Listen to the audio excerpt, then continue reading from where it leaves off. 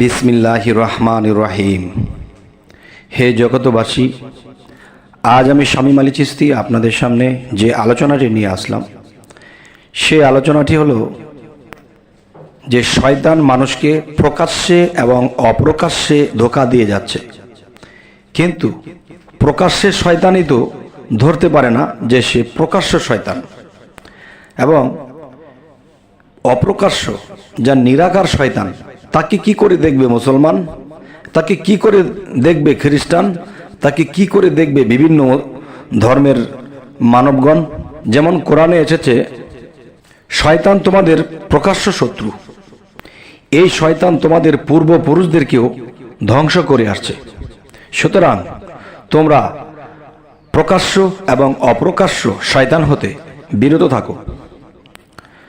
তবে হে জগতবাসী, আল্লাহ যে বলেছে একটি কথা, যে তোমরা জিন শয়তান এবং মানুষ শয়তান হতে বিরত থাকো, এই শয়তান তোমাদের পূর্বপুরুষদেরকেও ধ্বংস করে আসছে। তাহলে জিন শয়তান এবং মানুষ শয়তান, এখন কথা হলো, একটা মানুষ শয়তান যখন আমাদেরকে ধোঁকা দিতে আসবে, তখন কিন্তু আমরা দেখে ফেলবো, তাকে দেখে আমরা সতর্ক হব। কিন্তু দেখেন, যেই মানুষ শয়তানকে আমরা হারিকেন দিয়ে খুঁজব, সেই মানুষটি কিন্তু আমার সাথেও হারিকেন নিয়ে খুঁজবে। আপনি যখন শুনতে পেরেছেন এক ঘর থেকে চোর চোর বলে চিল্লাচ্ছে, চোর ঢুকেছে, এখন আশেপাশের সমস্ত মানুষ কিন্তু চোর চোর বলে আসছে। এখন সে চোর করেছে কি, সে চোরের কারবার হলো কি, যে যারা চোরকে ধরার জন্য বের হয়েছে বিভিন্ন দিক থেকে, এখন সেই চোর বিভিন্ন মানুষের সাথে মিলে সেও বলতেছে চোর চোর চোর। তাহলে আল্লাহ যে বলেছে যে তোমরা প্রকাশ্য শয়তান এবং অপ্রকাশ্য শয়তান, তোমরা মানুষ শয়তান এবং জিন শয়তান হতে বিরত থাকো, এই শয়তান তোমাদের পূর্বপুরুষদেরকে ধ্বংস করে আসছে। তবে হে জগতবাসী, আমরা যদি প্রকাশ্যে শয়তানকে ধরতে না পারি, তাহলে আত্মগত বা নিরাকার কিংবা অদেখা বস্তুর মধ্যে যখন শয়তান থাকবে, তাকে আমরা কি করে ধরব? তো আগে প্রকাশ্যে আমাদেরকে সতর্ক হতে হবে। যেমন আমি যখন চোর চোর বলেছি, চতুর্দিকের মানুষ যখন দৌড়াতে শুরু করেছে, তাদের দলে ঢুকে সে চোর বলতেছে চোর চোর। এখন চোরে যদি চোর চোর বলে, তাহলে চোর খুঁজে পাবেন কোত্থেকে? বুঝি না তো জ্ঞানের বলে। যাই হোক, এখন কথা হলো, হে জগতবাসী, আজকের যে জিনিসটা আপনাদেরকে বোঝানো হচ্ছে বা বোঝাতে চাচ্ছি, সেটি হলো, দেখুন যে প্রকাশ্য শয়তান আপনার ঘরে বাস করে, আপনার ফ্যামিলি বাসার মধ্যে বাস করে। যেমন আপনার 5 জন সন্তান আছে, বা আপনার শালা সম্বন্ধীও মাঝে মাঝে আসে। দেখা গেছে যে প্রতিবেশীদের মধ্যে কেউ আসে, কেউ বান্ধবী পাতিয়েছে। দেখবেন যারা নাটক করে, সিনেমা করে, তারা কিন্তু কে কার শত্রু হচ্ছে, কে কাকে কি করছে, তা কিন্তু বোঝা যায় না।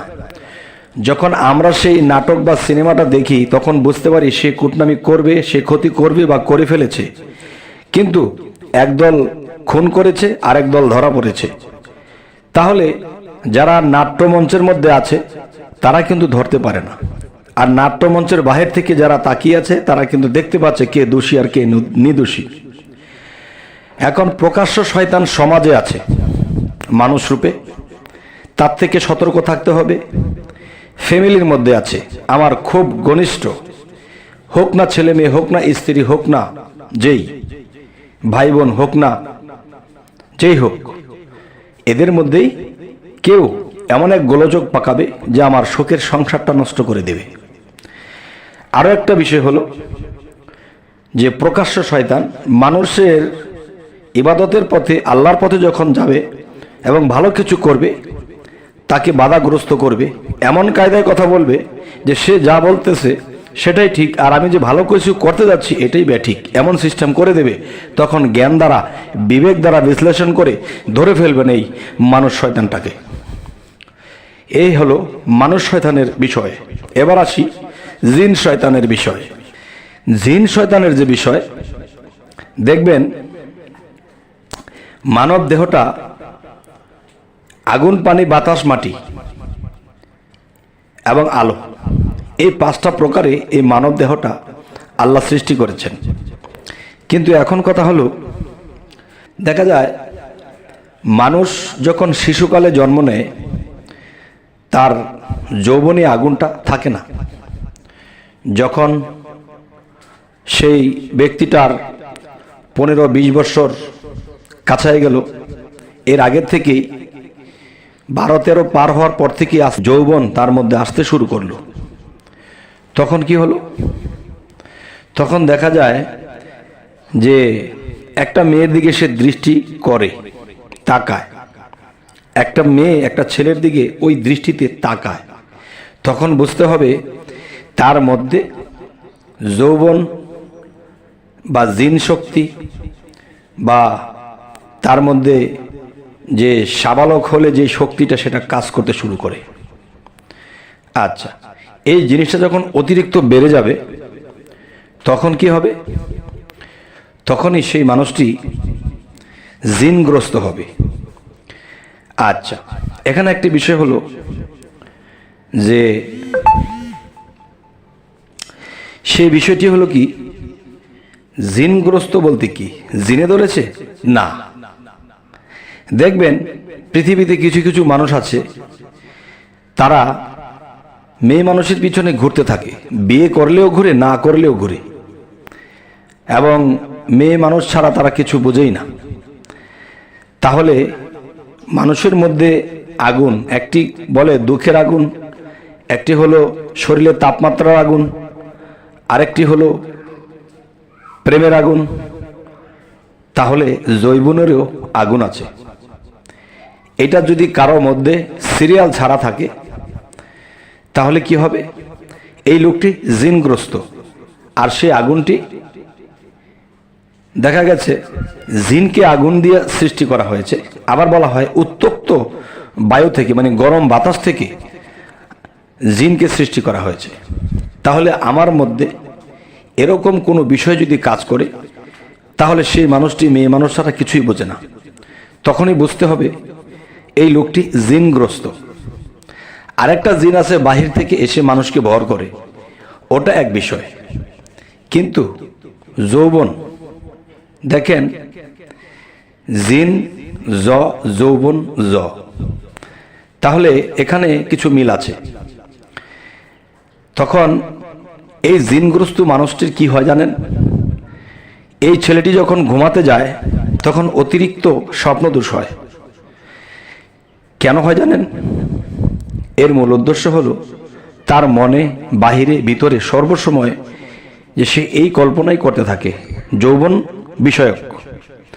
তখন ঘুমাতে গেলে সে দেখতে পায় সুন্দরী, রূপসী তার সাথে কথা বলছে বা কিছু একটা করছে, তখন তার কাপড় নষ্ট হয়ে যায়। তো এটা কেন হচ্ছে? এই ব্যক্তিটাও জিনগ্রস্ত, মানে যৌবন প্রাপ্ত হয়েছে, তার মধ্যে জিনগ্রস্ত বিষয়টি তার মধ্যে মিক্স হয়েছে। তখন দেখা যায় ঔষধ খায়, পরাপানি খায়, এটা করে সেটা করে, কিন্তু বাবা তার তো স্বপ্ন দূর বন্ধ হয় না। তাহলে আমি বলবো যে স্বপ্নযুগে যেই শয়তান আমাকে দেখালো খারাপ কিছু, খারাপ কিছুতে লিপ্ত করালো, খারাপ মেয়ের সাথে আমাকে মিশালো, তখন স্বপ্নযুগে দেখতেছি সুন্দরী, রূপসী, তার সাথে কথা বলতেছে, হেলতেছে, ঢলতেছে, পরে কি হলো? খারাপ কিছু হয়ে গেল। সকালে ঘুম থেকে উঠে দেখে তার অবস্থা খারাপ। তাই আমি বলতে চাই, শয়তান মানুষকে সেই যৌবনের ধোঁকাগুলো দিতে থাকে। তাই আমি বলবো যে আল্লাহ যে বলেছে তোমরা জিন শয়তান এবং মানুষ শয়তান হতে বিরত থাকো, এই শয়তান তোমাদের পূর্বপুরুষদেরকেও ধ্বংস করে আসছে। তাহলে পূর্বপুরুষদেরকে ধ্বংস করেছে যৌবনের দিক দেয়া, আবার পূর্বপুরুষদেরকে ধ্বংস করেছে কুখায়েশ দিয়ে, বিভিন্ন লোভ লালসায় মাতিয়ে দিয়েছে। তখনই আমাদের পূর্ববর্তী যারা ছিল তারা জিন শয়তান হতে তারা ধ্বংস হয়েছে। তাই বলি কি যে আল্লাহ যে বলেছে এই দুই প্রকার শয়তান থেকে আমাদেরকে বিরত থাকতে হবে। আর সেই প্রকার শয়তান প্রকাশ্যে মানুষরূপেই ঘুরতেছে সমাজে, বাড়িতে, ঘরে এবং আমার ফ্যামিলিতে। আরেক শয়তান বাহিরে অসওয়াসা দিচ্ছে আমার অন্তরে, ভিতরে, বাহিরে। এবং সেই জিন শয়তান আমার যৌবনকে নষ্ট করে দিচ্ছে, আমার মাথার ব্রেনকে অন্যদিকে নিয়ে যাচ্ছে, দুনিয়ার লোভ লালসায় ভরিয়ে দিচ্ছে। তবে হে জগতবাসী, আজকের এই আলোচনাটি এ কারণেই করা হলো, অনেকেই একটা কথা বলে থাকে যে আমার নতুন কিছু আলাপ চাই।